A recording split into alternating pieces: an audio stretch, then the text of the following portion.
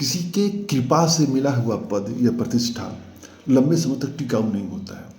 एक बार का वाक़या है, वाक़या उस समय का है जिस समय उत्तर प्रदेश में थाना पर थानाध्यक्ष ज़्यादा हुआ करते थे। थानाध्यक्ष मतलब एक सब इंस्पेक्टर को थानाध्यक्ष बनाया जाता था।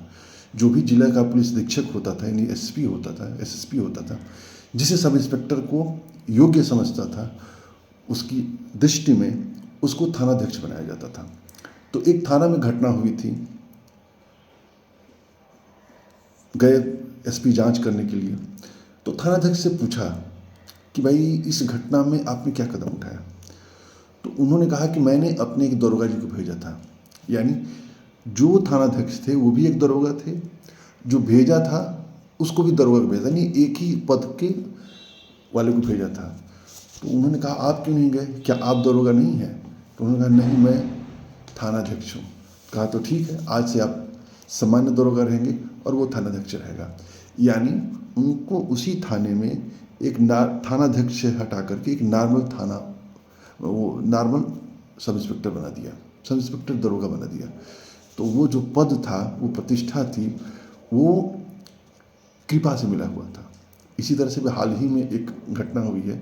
एक प्रमुख राजनीतिक पार्टी की जो अध्यक्ष हैं, उन्होंने जैसे एक दिन पहले उस व्यक्ति को एक बड़ा पद दिया। अभी उस पद को वो ठीक से सेलिब्रेट नहीं कर पाए, इंजॉय नहीं कर पाए, तब तक दूसरे दिन उनके निष्कासन का भी आ गया कि उनको उस पद से हटाया जाता है। फिर पद कृपा से मिला हुआ पद। तो कृपा से जब भी मिला हुआ पद होता है, प्रतिष्ठा होता है, सम्मान होता है, वो लंबे समय तक टिकाऊ नहीं होता। यदि वही हम अपनी योग्यता के दम पर कुछ हासिल करते हैं तो वो जो चीज़ प्राप्त किया गया रहता है ना, वो टिकाऊ होता है, लंबे समय तक टिकता है।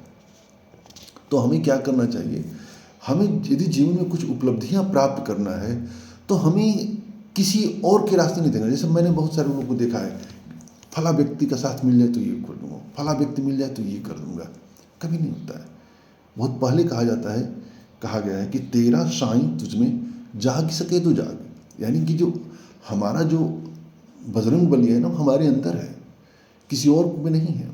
जब हम जागृत होंगे ना तो हमें उपलब्धियां हासिल होंगी, किसी और के दम पर नहीं होगी। जैसे एक और बहुत बढ़िया कहानी है, आपने सुन रखा होगा कि एक व्यक्ति सुबह सुबह निकलता है तो देखता है कि बगल वाला जो है एक अपना नया नया कार साफ कर रहा था, पूछ रहा होता है।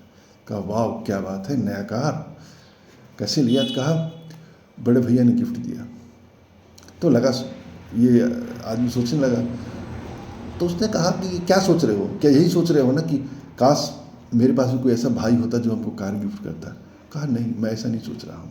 मैं ये सोच रहा हूँ कि काश मैं वो बड़ा भाई होता जो अपने छोटे भाई को ऐसा गिफ्ट होता। क्या मैं ऐसा योग्य होता, मेरी ऐसी क्षमता होती कि मैं भी अपने भाई को ऐसा गिफ्ट कर सकूँ। तो क्या सोच रहा है, बड़ा होने की सोच रहा है। यानी जब हम बड़ा होने को सोचें, कुछ देने के बारे में सोचेंगे, तब एक जीवन एक नए मोड़ पर पहुंचता है, हमारा व्यक्तित्व एक नए मोड़ पर पहुंचता है। तो हमें किसी और की कृपा के भरोसे नहीं रहना चाहिए। हमें अपने अंदर जागृत करना है, अपनी क्षमता को बढ़ाना है, अपनी योग्यता को बढ़ाना है, अपने व्यक्तित्व में वो चीज़ें लानी है जिन चीज़ों की हमको आवश्यकता होती है, वो चीज़ें खुद ब खुद हमारी तरफ आकर्षित हो जाए। तो उम्मीद है अच्छा लगा होगा। जय हिंद, जय भारत।